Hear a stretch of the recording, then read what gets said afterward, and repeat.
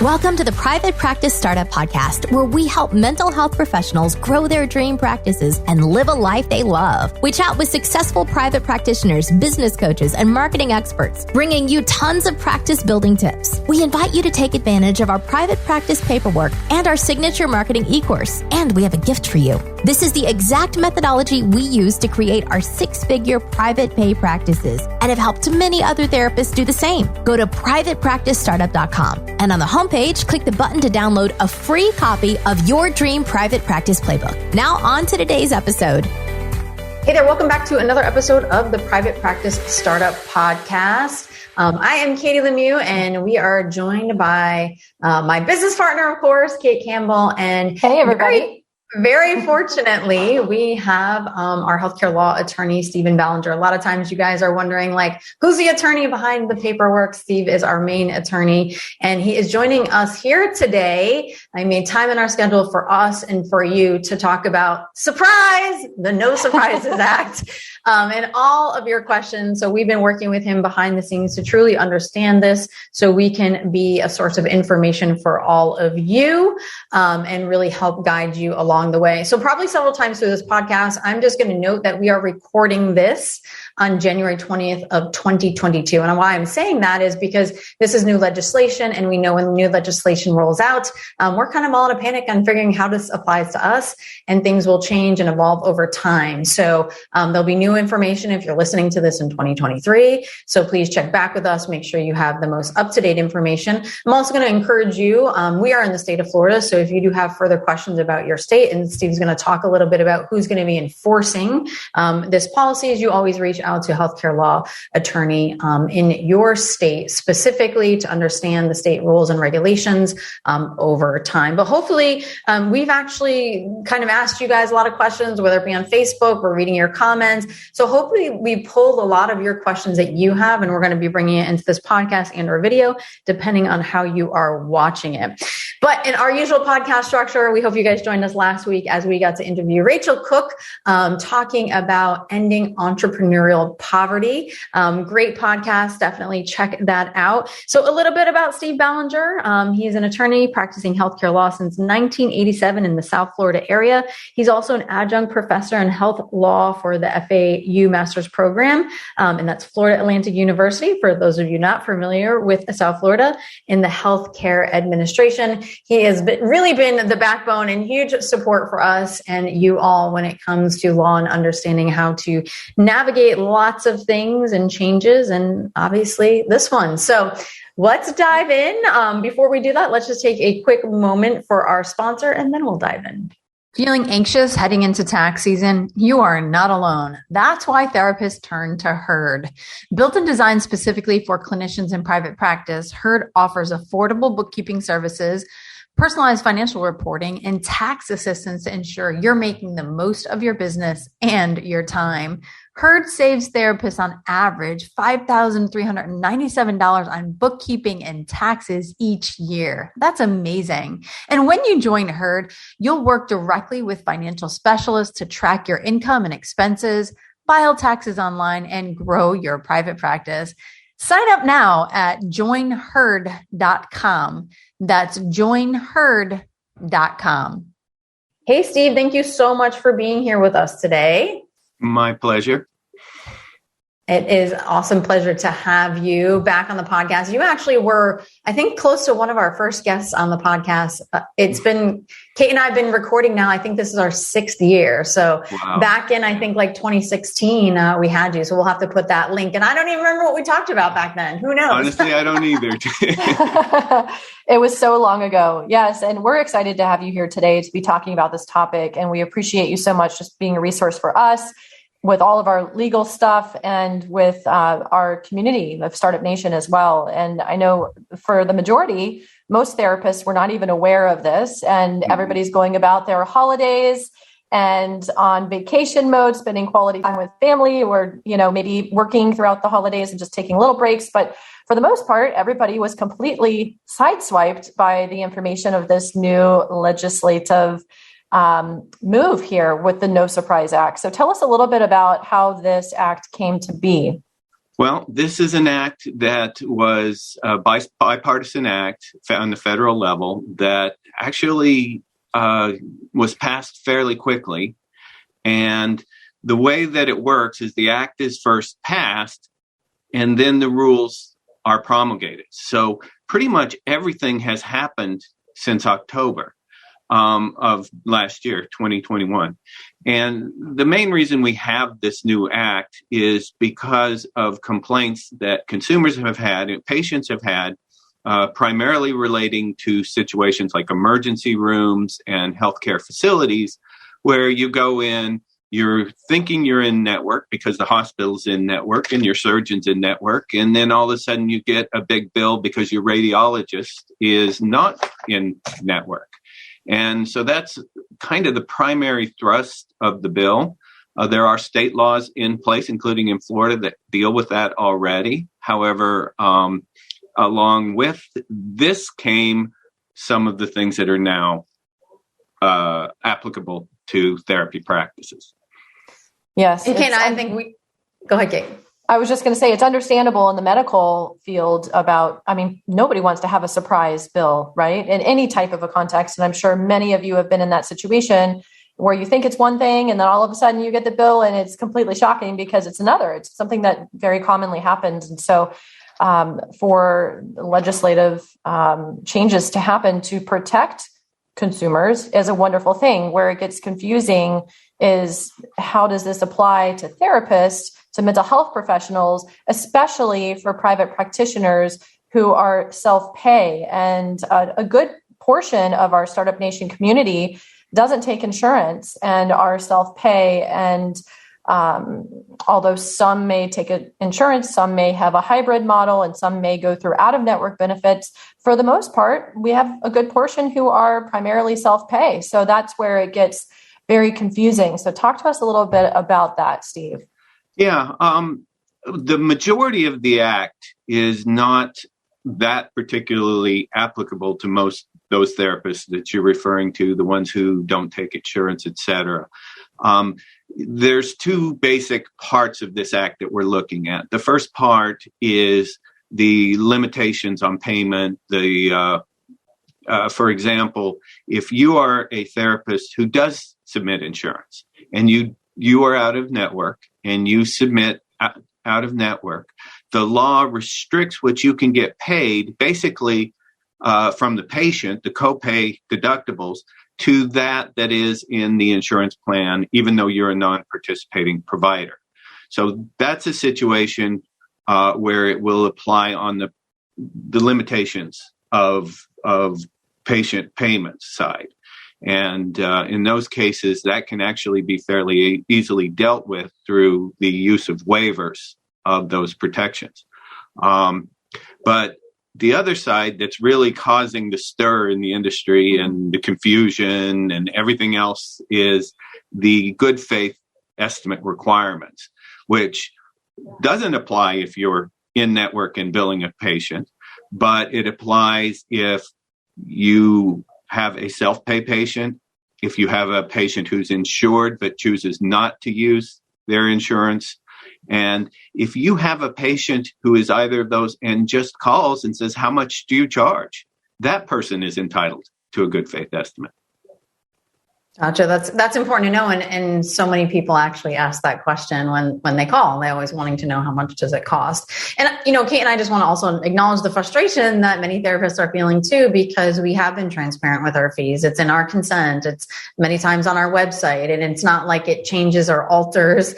It's like usually an hourly fee. So, it's frustrating. And then all of a sudden it's federal requirement and do this paperwork. And there's been a lot of panic and overwhelm amongst the therapist community for sure on how to navigate this. So, Steve, what are some of the key factors that therapists really need to know? I know you just kind of covered like the two areas, but what are the important things that we really need to know about this? Well, one of the things I think is important to know from the very outset is the law now says you have to ask. I've had therapist clients over the years who have taken the stance that they don't even ask on purpose. They don't want to know about your insurance information. They just want to let you know up front, we don't take insurance. But the way the rule is written, and the law is implemented through a rule, and the interim rules have been promulgated, and the way the rule is written, first thing you have to do is ask about whether they have insurance and if they're going to pay themselves. Now, you don't have to get their insurance information as far as policy number, et cetera, if you have no intention of billing insurance, but you do have to ask. And the other thing I would say from the outset you should be aware of is what isn't under the rules, when are they asking for a good faith estimate? And the way that the rule is written, it sounds to me that anything that comes close to how much does this run is going to be treated as a request for a good faith estimate. So once you have the patient, they either ask and then schedule. In that case, you send them within 3 days a good faith estimate if they're interested in your services. If they make an appointment and it's 10 days out, then you have 3 days to get the good faith estimate to them. Now, the thing is I don't know if you've sent anything by snail mail lately, but anymore, things don't get to anybody in 3 days or 3 weeks sometimes. So you ask the client, how do you want to receive this good faith estimate according to the rules? What I suggest is kind of guiding the patient towards, can we email you a good faith estimate? What is your email? If they say, no, I don't want email, I don't use email, then you literally can give it to them over the phone. It's time consuming for staff or the individual therapist who's taking the appointment, but you can do it that way as well. Sometimes you would, in that situation, have to call them back and give them the good faith estimate if you can't, do it right there on the spot. Yeah, I mean, most therapists have an onboarding system. It's something that we talk about and we encourage for therapists to have, whether they're using an EHR, whether they have an assistant or a virtual assistant helping them with the intake calls and process and the onboarding of new clients. So this is going to be an additional step that everyone needs to have in place in their onboarding system. And it's going to look a little bit different depending on what your practice looks like and how you have your current onboarding systems, whether it's you, whether it's somebody else that you have on your team who's doing that for you. And don't forget that there needs to be a notice. I mean, mostly, I guess a lot of the work now is done through the website, through the appointments, et cetera. There needs to be a notice on the website indicating to the patient their right to a good faith estimate form. And you need to have, if you're seeing a patient physically versus virtually, you have to have a copy up somewhere in your office. You can treat it like you do your HIPAA privacy practices if you want, but you do have to have a paper form. And the good faith estimate does have to be made, even if they get it over the phone, it does have to be made available in written form. So it's got to be in 3 different places. It's got to be physically in your office if you have a brick and mortar, and it's got to be on your website, just like your privacy policies is a separate page on your website. Most people have it subtly linked in the footer of their website. And so you would have your GFE statement there, and then you've also got to have the GFE that you verbally share with a client and or give them the physical form, which is emailed or... Right. If they request it verbally, you don't have to give every client a verbal. And the other place, you need one more copy, and that's the one that ends up in the patient chart. Gotcha. So 3, definitely, potentially 4 places. So, Steve, I'm curious, and before I ask you this question, just let's take another moment for our sponsor. Insurance billing can be frustrating and difficult to master, especially when you would rather be spending time with your clients or building your private practice. Practice Solutions is a full-service billing company that specializes in the mental health industry. Whether you're a solo practitioner just starting your practice or a large group practice, hiring Practice Solutions to take care of your insurance billing can yield more time that you get to reinvest in your business. Practice Solutions can not only give you back your time, but can also give you peace of mind on revenue streams with consistent and communicative billing practices. They've helped clients reclaim thousands of dollars in unpaid claims. According to a current client, Practice Solutions has been amazing for my practice, its growth, and my peace of mind when it comes to billing. If you're looking to add a friendly and reliable billing expert to your team, reach out to Practice Solutions by filling out a contact form at www.practicesol, that's practicesol.com/startupnation, or calling 734-437-9432 extension 709 to learn more. Is managing your practice stressing you out? Then try Therapy Notes. It makes notes, billing, scheduling, and telehealth a whole lot easier. Check it out and you will quickly see why Therapy Notes is the highest rated EHR on trustpilot.com. With over 1,200 verified customer reviews and an average customer rating of 4.9 out of 5 stars, you'll notice the difference from the first day you sign up for their free trial. They offer live phone support 7 days a week, so when you have questions, you can quickly reach someone who can help, and you're never wasting your time looking for answers. If you're coming from another EHR, they make that transition really easy. Therapy Notes will import your client's demographic data free of charge during your trial, so you can get going right away. Use the promo code PPS, as in Private Practice Startup, that's PPS, to get 2 free months to try out Therapy Notes for free with no strings attached. And remember, telehealth is included with every subscription, absolutely free. Make 2022 the best year yet with Therapy Notes. So Steve, you've been practicing law for a little bit of time, since 1987. And so you were also part of the transition with privacy policies and HIPAA back in 96, 97. And I know that when we first talked with you and had a consult, you mentioned, hey, it's much like this. So I'm sure there was some like pandemonium fear, and then this just became every day. So maybe you can quell some of the anxiety therapists are feeling about this with your experience back then and how this might be somewhat relatable. Absolutely. And of course, every situation is different, but this probably is one of those situations that reminds me.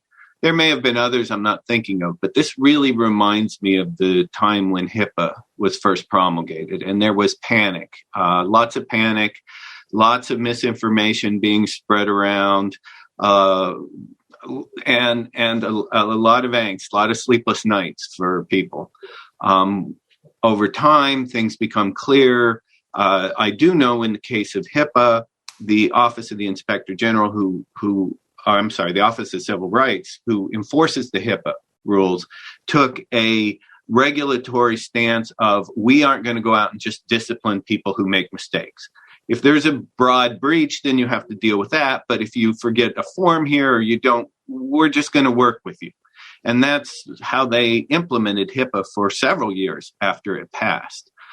This is going to be a little different because we don't know how it's going to be enforced in each state, because it's the statute says that it can be enforced by the individual state you are in, or if they decline, by the federal government. And they are talking about doing some audits. I doubt an individual therapy office is very high on the audit list, but I'm not going to say it couldn't happen.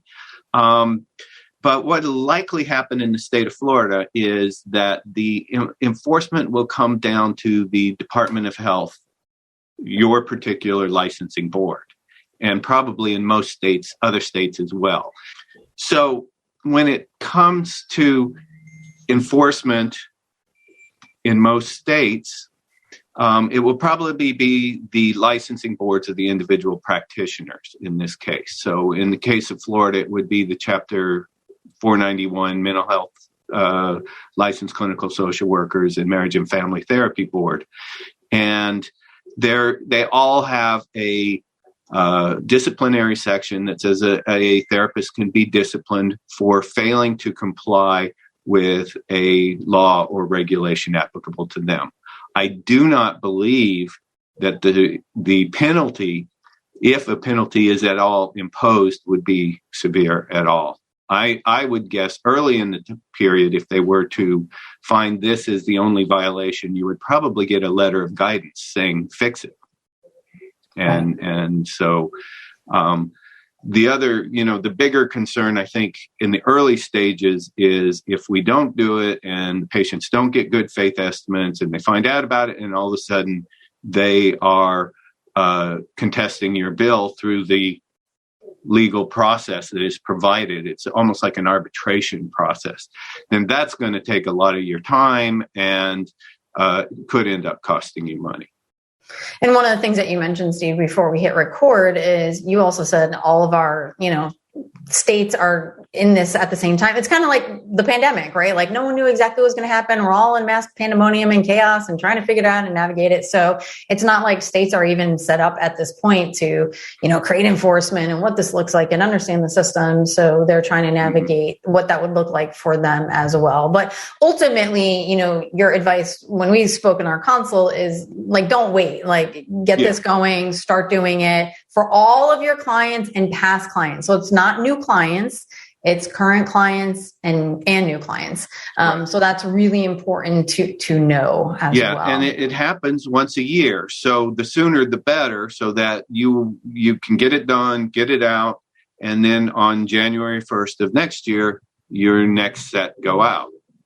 Right. So just making it that way instead of, okay, this client came in, July 28th. So now I got to track that before, just make it all the 1st of January. Everyone gets it. It's just part of your task, what you do. You don't have to waste brain space on remembering everyone's due date for their next good faith estimate for sure. Absolutely.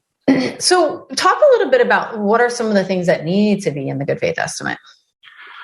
Well, I'm going to have to refer to my notes a little bit because there are a number of things. There is the biographical information of the patient, their name of birth, those things. But it also says a description of the primary item or services to be rendered. And of course, this could vary greatly from provider to provider. If you're giving a certain service that you are aware of from the outset, without having to see the patient for a diagnosis, that's easy. What we do without a diagnosis, we'll talk about in a minute, I suppose, but you need to have an itemization of your services. I suggest that you actually have it in a list with the CPT codes. I don't think therapists are going to be using the diagnosis codes the same way, but if you want to, you can include that as well. And just an itemized list of your services and then fill in which services, how many visits, that sort of thing is one of the ways that I'm seeing it done. I'm also seeing it done, by the way, where some therapists are simply saying, I could see you as many as 50 times over the next year, and 50 times X per session is Y. Now, from a business standpoint, from a human standpoint, to hit a client with what might be a couple of house payments, when really you're only going to see them for 3 months, I don't know how good that is either. Yeah, and especially before there's been any rapport built. If you're the one who's actually speaking with your potential new clients on the phone, then sure, there's some joining and rapport building and that initial 10 to 15, maybe 20 minutes max consult that might happen. Or maybe it's your admin who's doing that, your assistant or client care coordinator, however you have your business set up. But to have an accurate picture of what the treatment plan is going to look like and what the diagnosis is going to be, and to be pretty accurate with that would be, very challenging to do, next to impossible in a initial consult with somebody on the phone like that. So Steve, I know this is something that we consulted with you about.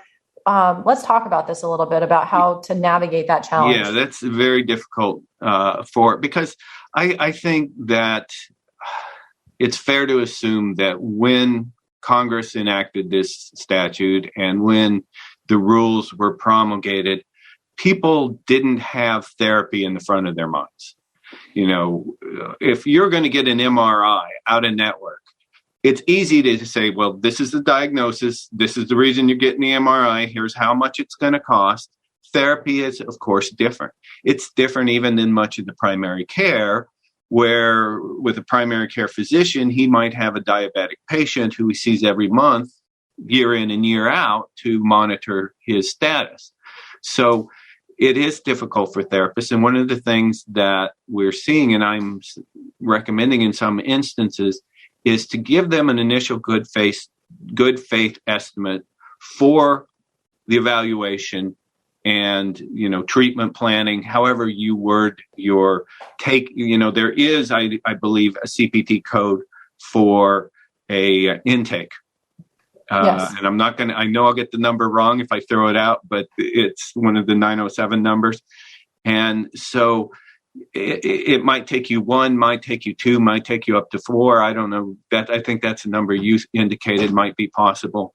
And give them that for the purpose of diagnosis or evaluation or whatever language is appropriate clinically. And then once you have a handle on what they need, then you give another good faith estimate. And estimate on the safe side for you, which unfortunately might be discouraging to the patient. But the reason I say that is because if your good faith estimate is over $400 above, your final bill is over $400 above the good faith estimate, they can dispute the bill. And that's the scary part. Go through a very, very truncated arbitration system is being set up.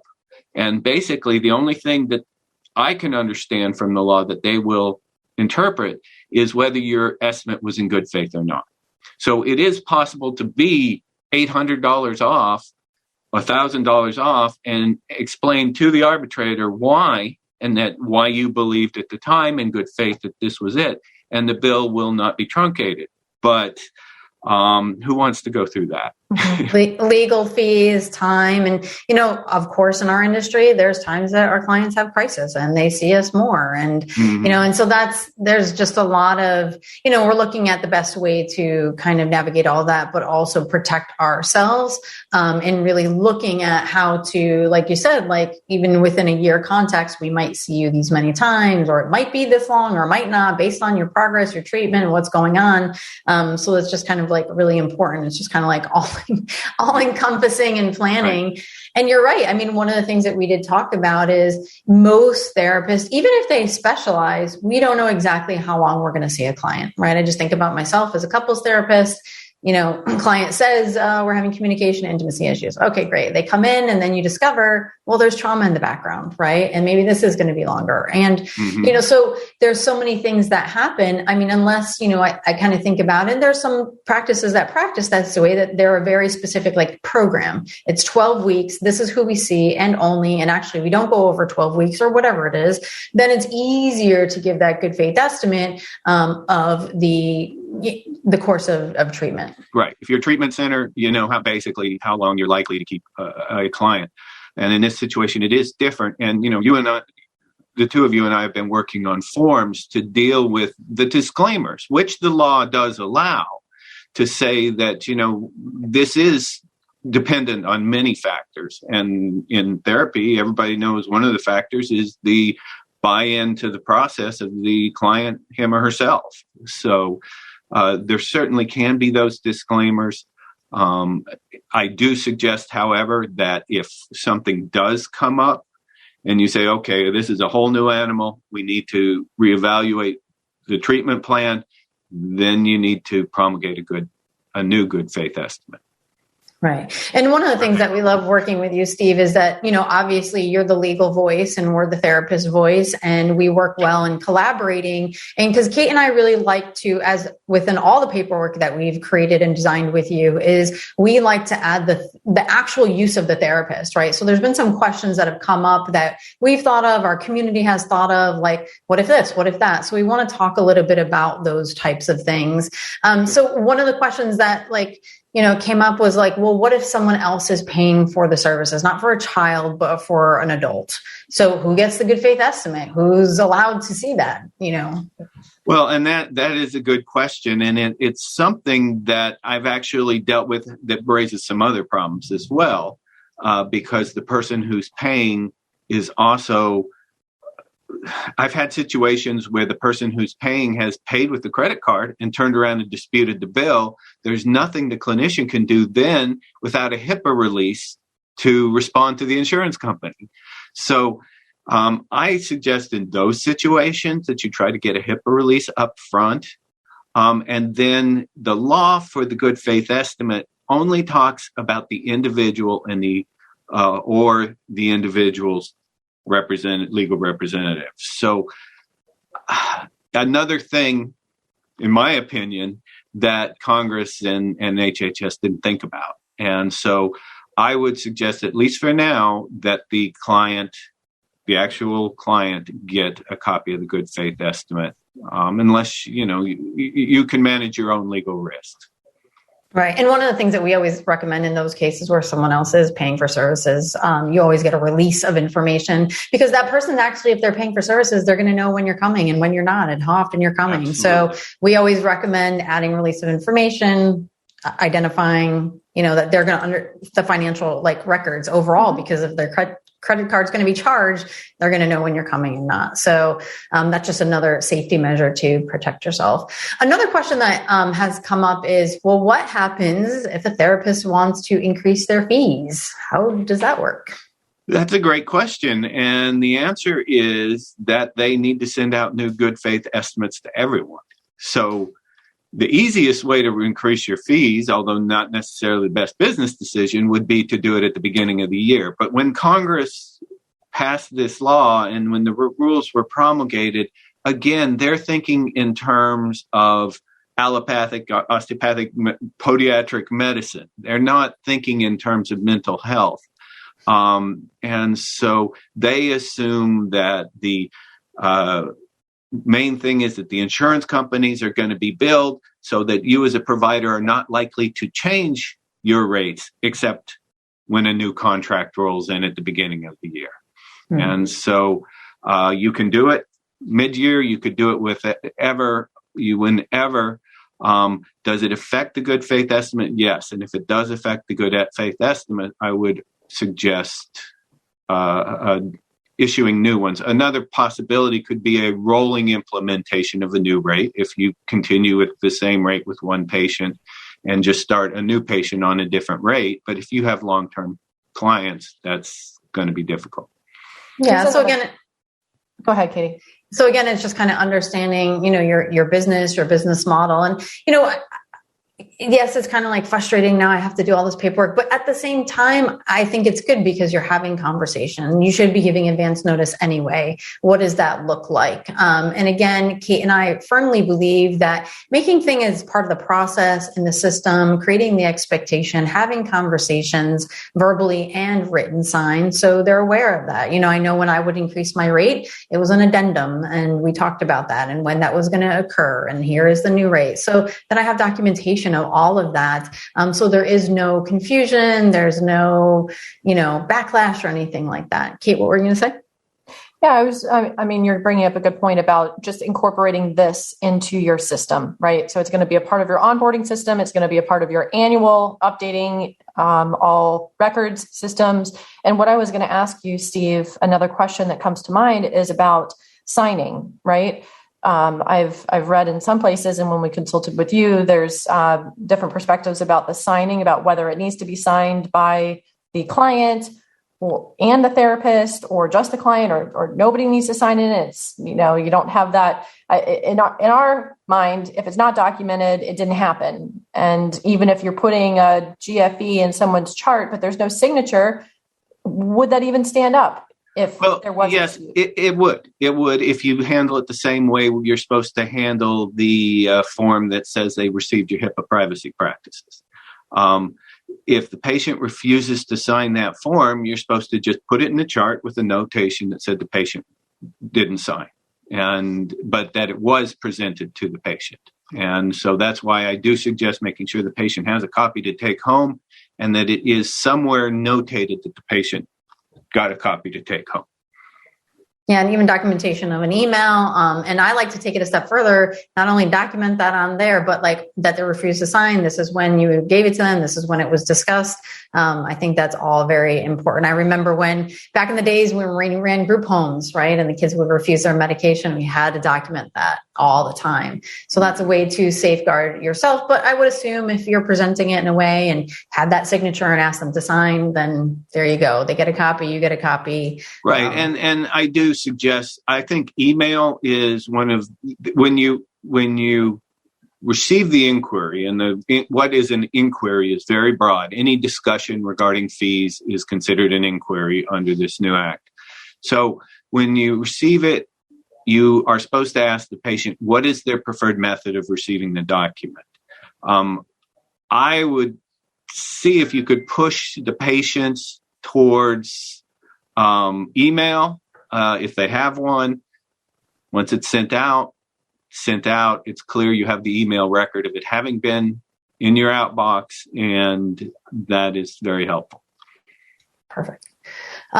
Other questions that we've kind of thought of, our community is curious about, is what if you have several adult family members, whether you're seeing a couple or maybe it's an adult family member seeking service, or adult family, I should say, seeking service, or all members of the family are adults. That's what I wanted to say. Yeah. Who gets the good faith estimate? And once again, we're dealing with a situation specific to mental health that probably wasn't even thought about when the laws and the regulations were passed in this instance. Because again, when I get the MRI, it's me. So my suggestion is that you give it to everyone, because you don't know who's going to end up paying, and the services are being charged to all of them. Okay. And then what is this going to look like for insurance-based practices? I know the idea was crisis, out of network, private pay. Right. Well, if you are seeing an in-network patient and you are in network, this act doesn't exist for you. You don't even have to worry about it. It's non-existent. If you are out of network and you plan to submit a bill to the carrier, the insurer, then it will apply to you for both for the limitations on the patient payments. In other words, you are normally going to be limited to the copay deductibles of the policy, except in situations which, fortunately for therapists, unless it's considered an emergency service or it's a service being rendered through a in-network facility, then they can get a waiver. And CMS has proposed a waiver form that you can use that will allow you to go ahead and bill them whatever the patient pay is after payment of insurance. The thing is that by doing that waiver, you are also required now to do a good faith estimate. But that can be included in the waiver form and is in the form that comes from CMS. I just want to clarify for a moment, because there's a couple of different ways of going through the out-of-network insurance. And you're referring to when the therapist is actually billing on behalf of the client, not the therapist giving the client a super bill for services rendered, and then the client submits those to their own insurance. Those are two different situations. Excellent point. If the therapist is not actually submitting a claim, then it is treated as a self-pay, and you have to do the good faith estimate. And then just for clarification too, Steve, if they are submitting the claim, are you saying that they're only allowed to collect the amount of copay? Unless they have a waiver signed. Unless they have a waiver. And the waivers, I recommend, if you're doing that, if you're involved in that you get the waiver. There's a form from the CMS that you do it regularly, just as a matter of habit. Okay, I'm out of network. To see me sign this waiver. Now, the question is, what if they refuse to sign the waiver? What CMS says is you can refuse to see them if they refuse to sign the waiver. But you can't force them to sign the waiver, but you can say, if you do not sign the waiver, I will not see you as a client. I don't know about you guys, but it almost feels like therapy is becoming like buying a house. Here, sign this document, sign this document, sign this document. Right. It's a lot of stuff. Do you know what the name of the waiver is offhand? The specific name? I don't have it offhand. I will provide it to you. CMS has, on the Centers for Medicare and Medicaid Services, they have 2 sets of No Surprises Act forms. And one includes the good faith estimate and the waiver, just the good faith estimate. And the other one includes the waiver and the signs. They're easily searchable on the CME website. Perfect. Awesome. Well, I'm sorry, CMS. CMS, yes, CMS website. Gotcha. Steve, you're always a wealth of information and knowledge. We so appreciate you taking the time out of your schedule to serve us and our community and continue to collaborate and consult. And again, Startup Nation, I'm just going to timestamp that this podcast has been recorded on January 20th of 2022. So again, we're fresh new into the new year with the No Surprises Act. So as things, unfold, this is where we are right now in the process. Steve has provided amazing information. We're going to continue to work with him to create forms that meet the regulations, but are also taking consideration of the things that a lot of the things that we've talked about today, to help you guys navigate and kind of give you a system and a process on how to go about this. I know there'll be more questions, and definitely contact healthcare law attorneys in your state. Kate, what are your final thoughts? And Steve, this is just so helpful. Thank you for going through all of these questions with us and explaining everything. And I hope for those of you listening that this helps give you a little peace of mind and not as much overwhelm, because I know there was a lot of panic in our community when this first was rolled out, because people were finding out, after it had already, become active. So we hope that this gives you some guidance on next steps. We're working on finalizing our GFE form documentation with Steve. And for those of you who have purchased our paperwork, we have packages and a la carte forms of the attorney-approved private practice paperwork. We will be sending this out to you. So I know we've had many of you reach out to us asking if this is going to be sent out. Yes, it will be. And it's something that will be included in our package of paperwork, the peak package, moving forward. So, and the base package, because you gotta have yes, exactly, for sure. Yes, the base and the peak package, both packages. One final thought, Steve, I was just kind of thinking over everything that we talked about. And I know you referenced like the CPT code. So a lot of times therapists that don't bill insurance don't have that. Is that going to be required in the good faith estimate to have like that table of services with the CPT codes?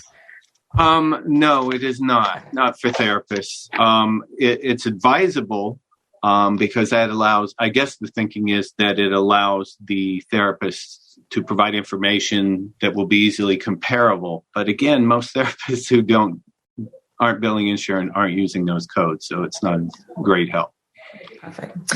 Well, thank you so much again, Startup Nation. We appreciate you joining us for this very important podcast. Like Kate said, it helps you bring some ease to what is happening, and we're going to be here supporting you along the transition. And thanks so much for reaching out to us to be a resource for you. I know there was a lot of questions about this, and we're committed to helping you no matter what when it comes to growing your practice. And we hope that you guys join us next week as we talk with Dr. Brooke Chalet, talking about how to build and grow a concierge practice. So we look forward to you all joining us next time. All right, everybody. Well, thank you for being here, Steve. And we hope you enjoyed this episode. And we want to encourage you to subscribe, rate, and review our show. You can do that at the top of our show notes page. You'll see a link there. And of course, share with your fellow colleagues, because everybody is trying to navigate this whole new world of legislative updates. So definitely share this, and we will look forward to seeing you on the next episode. Take care, everybody. Bye. Thanks for joining us on The Private Practice Startup. Visit theprivatepracticestartup.com for awesome resources, free trainings, attorney-approved private practice paperwork, and so much more.